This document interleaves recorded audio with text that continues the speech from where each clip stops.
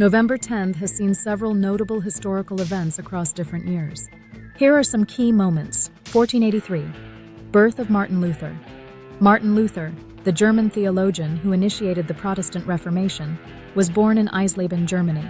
His 95 Theses in 1517 challenged the Catholic Church's practices and reshaped Christianity. 1775. Founding of the U.S. Marine Corps.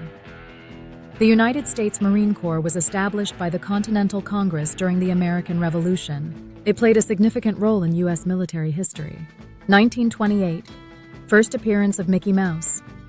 Walt Disney released Steamboat Willie, which marked the debut of Mickey Mouse, one of the world's most iconic animated characters. 1951. Direct dial coast-to-coast telephone service in the U.S.